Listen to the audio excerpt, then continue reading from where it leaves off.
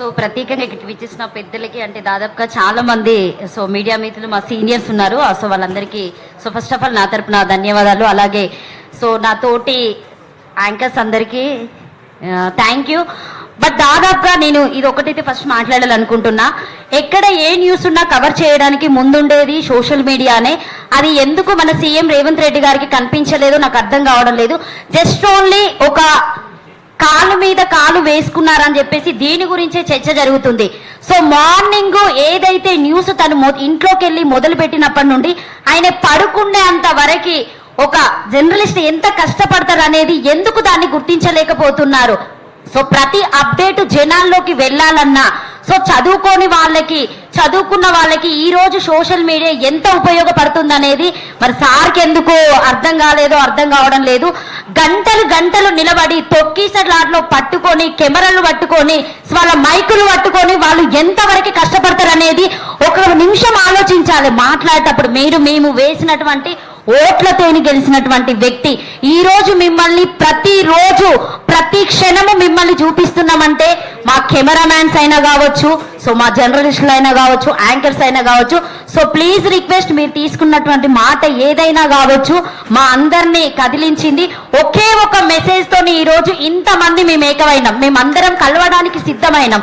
But ఇంతమందికి మా దగ్గర ఇంకా వేల మంది ఉన్నారు. మేమందరం తలుచుకుంటే మీడియా వాళ్ళము అది చెప్పడం కాదండి, చెయ్యడానికి అందరు రెడీగానే ఉన్నారు. కాబట్టి సో మీరు పొజిషన్లో ఉన్నటువంటి వ్యక్తి, మీరు ప్రతి విలువకి మాట ఇచ్చేటువంటి వ్యక్తి. ఎందుకంటే ఒకసారి ఒకటి జరిగింది, ఆ ఇష్యూ నేను మాట్లాడితే బాగోదు, బట్ దాన్ని కూడా నేను ఎందుకు ఉద్దేశించి మాట్లాడుతున్నానంటే ఏదో మిస్టేక్ లా నన్ను సీఎం అనలేదు అని చెప్పేసి తీసుకెళ్లి తనను అక్కడ పోలీస్ స్టేషన్ లో పెట్టడం జరిగింది. అది సినీ ఇండస్ట్రీకి సంబంధించింది.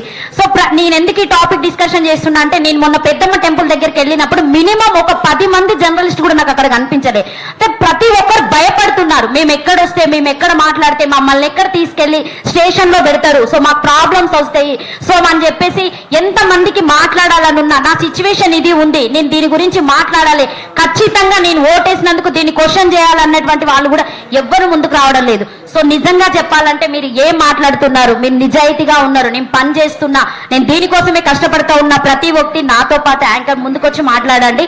సో ఇది నా ముందున్న యాంకర్స్ కూడా నేను ఎందుకు చెప్తున్నానంటే నేను మాట్లాడితే నేను ఎక్కడ పోర్ట్రేట్ అవుతానో, నన్ను ఎక్కడ వెళ్ళిపోతారో అని చెప్పేసి మీరు ఆలోచిస్తున్నారు. ఇది కరెక్ట్ కాదు. మనం పోరాటం చేసేదే ప్రజల కోసము, ప్రతిదీ న్యాయం కోసమే పోరాటం చేస్తాము. నేను ఈ రోజు ఒక చిన్న బైక్ కోసం ఒక దగ్గరికి వెళ్ళా. సో 4-5 యాంకర్స్ వెళ్ళారట. వాళ్ళు 4 రోజులకి వెళ్ళి రోడ్డు మీద మా బాబు చనిపోయిందమ్మా, మాకెవ్వరు న్యాయం చేయడం లేదు. అసలు మీరు ఎందుకు వస్తున్నారు యూట్యూబర్స్?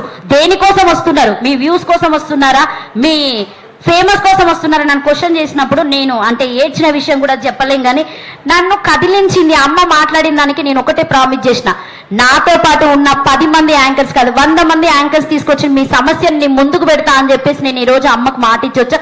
ఖచ్చితంగా అది నేను చేయడానికి రెడీగా ఉన్నా.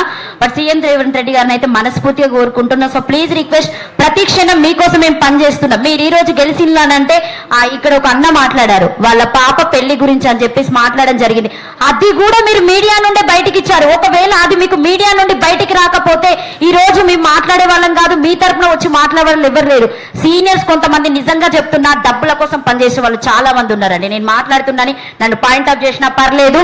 ప్రతి ఒక్క జర్నలిస్ట్ కి ఈ రోజు పేరు వస్తుందంటే పైసలు తీసుకొని వ్యాఖ్యలు చేసే వాళ్ళు దాదాపుగా చాలా మంది ఉన్నారు. నాకు ఓన్ ఛానల్ లేకపోవచ్చు, దాదాపు నేను చాలా వరకు చాలా న్యూస్లు చూస్తున్నా, వాళ్ళందరినీ తీసుకెళ్తున్నారు. నిజంగా చెప్పాలంటే తొలి వెలుగు ఆ అన్నైనా కావచ్చు, సో క్రాంతి కావచ్చు, ఇక్కడ ఉన్నటువంటి E96 సంతోష్ అన్న కావచ్చు, సో మిగతా రఘు అన్న కావచ్చు, నాకు కొంతమంది నేమ్స్ ఐడియా ఉన్నాయి, సో మైపాల్ అన్న, వీళ్ళందరూ ముందుకొచ్చి మాట్లాడుతున్న వాళ్ళందరినీ తీసుకెళ్లి స్టేషన్లో వేసేస్తారు.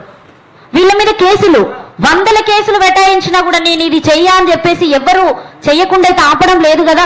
మాకు ఖచ్చితంగా ఈ న్యాయం జరగాలని చెప్పేసి ప్రతి ఒక్కరు పోరాడుతున్నా కూడా, ఎంత పోరాడినా ఏం చేసినా కూడా వాళ్ళు ఎక్కడ మనల్ని తొక్కాలి, ఏం చేయాలని చెప్పేసి పోలీస్ వాళ్ళ డిపార్ట్మెంట్ని అడ్డు పెట్టుకుంటారు. అమ్మాయిలు అయితే లేడీస్ని పంపిస్తారు, అబ్బాయిలు అయితే వాళ్ళు వచ్చేస్తారు, తీసుకొని వెళ్తూనే ఉంటారు. ఛత్రపతి గారు కూడా ఇక్కడ కూర్చున్నారు. సో రీసెంట్ గా వీళ్ళకి కూడా ఒక ఇష్యూ జరిగింది. సో వాళ్ళ ఇంటి మీదకి వెళ్ళి కూడా దాడి చేయడం జరిగింది. ఎందుకు ఇవన్నీ చేయడం? అన్యాయం జరుగుతుంది, ఇది ఇలా జరుగుతుందని చెప్పేసే కదా ప్రతి ఒక్కరు డిమాండ్ చేసి అడుగుతున్నారు. మీరు దానికి న్యాయం చేయండి. So thank you. బట్ ఇంకొకటి ఏంటంటే టైం కూడా లేదు ఎక్కువ. So request Soumya TV anchor అలాగే వీళ్ళందరూ కూడా మాట్లాడాలి. సో మీరందరూ ముందుకు వస్తేనే మనం ఏమనుకునే జరుగుతుంది కాబట్టి. సో రేవంత్ రెడ్డి గారు మీరు ఏదైతే మాట మాట్లాడిరో సో రిక్వెస్ట్ దీన్ని వెనక్కి తీసుకోండి. వెనక్కి తీసుకోకపోతే ఇది మరి ఒక దానికి దారి తీస్తుందని చెప్పేసి నేనైతే ఒక